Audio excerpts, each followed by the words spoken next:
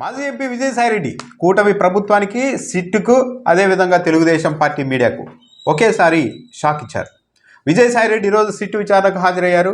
కానీ మొన్నటి నుంచే విజయసాయిరెడ్డి సిట్టు విచారణకు హాజరు కాబోతున్నారు. మొత్తం జగన్మోహన్ రెడ్డిని, వైఎస్ఆర్సీపీని ఆయన ఇరికిచ్చేందుకే వెళ్తూ ఉన్నారు. 18వ తేదీ నోటీసులు ఇస్తే లేదు నేను ముందే వస్తానంటూ ఒకరోజు ముందే వచ్చేందుకు కూడా విజయసాయిరెడ్డి సిద్ధపడ్డారంటూ కూడా ప్రచారం చేశారు.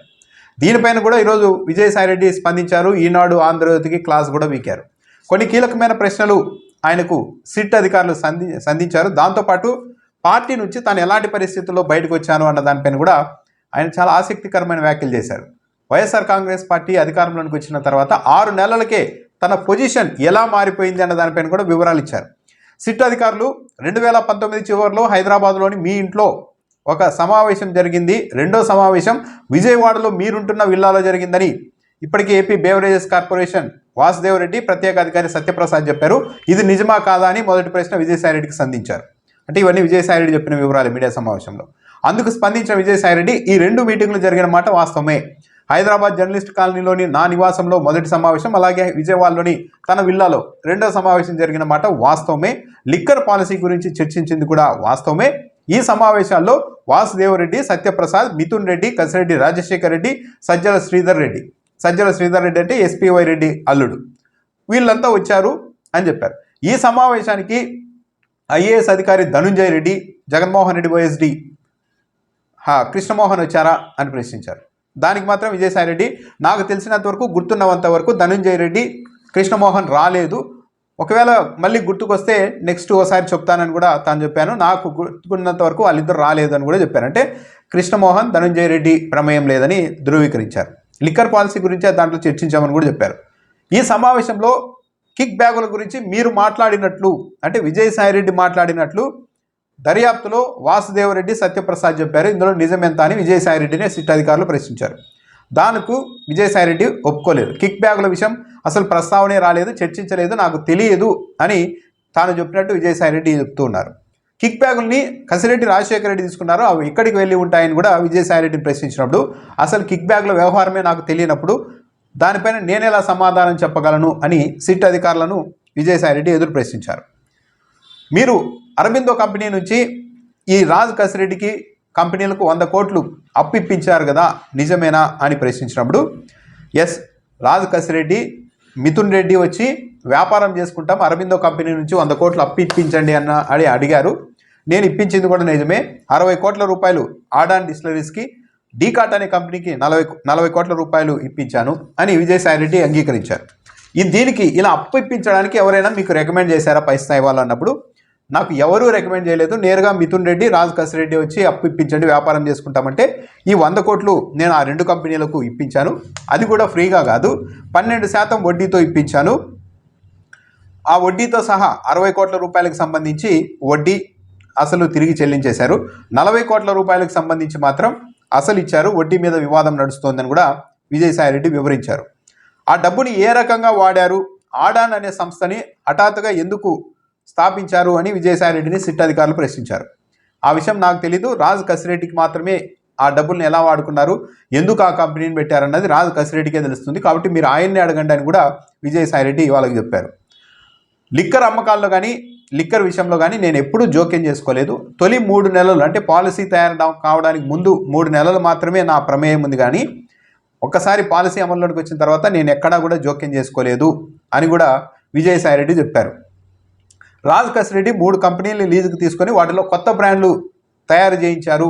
వాటిని బెల్ట్ షాపులకు డైరెక్ట్గా పంపించి డ్యూటీ లేకుండా, అంటే గవర్నమెంట్ పన్ను లేకుండా డైరెక్ట్గా అమ్మారని విజయసాయిరెడ్డిని ప్రశ్నించినప్పుడు ఆ విషయం కూడా నాకు తెలియదు, రాజ్ కసిరెడ్డి చెప్పాలి, మీరు ఆయన్నే అడగండి అని కూడా విజయసాయిరెడ్డి చెప్పేశారు.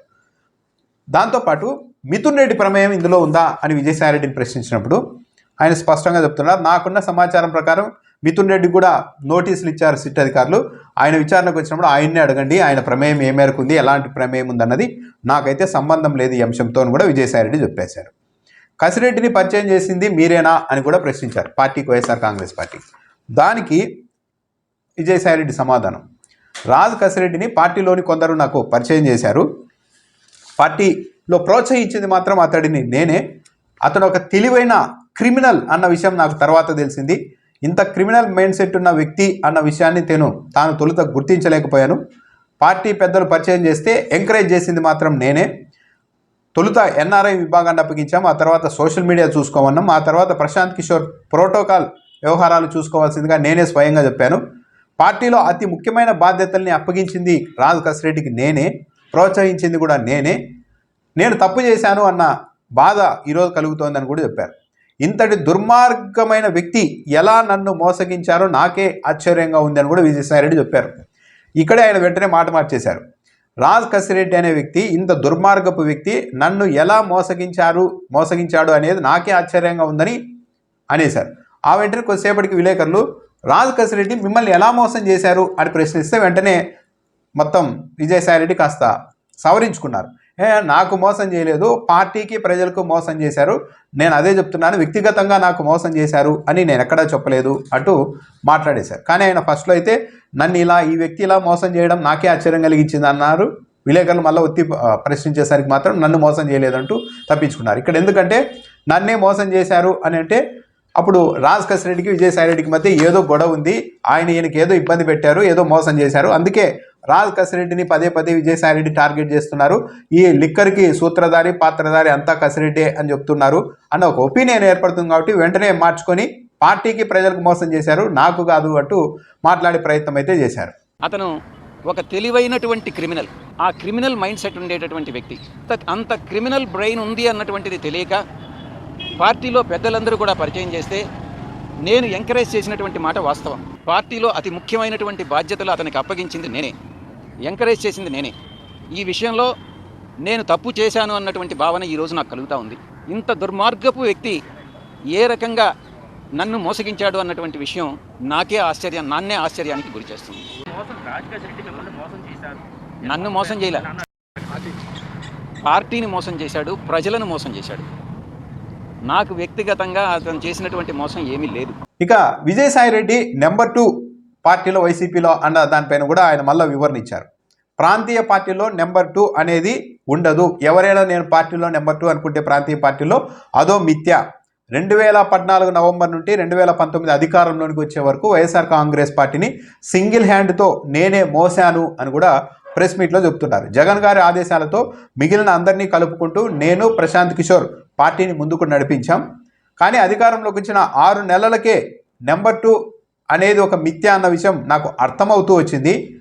కోటరీ సభ్యులు పదే నాయకుడికి నా మీద వ్యతిరేకంగా నూరిపోశారు.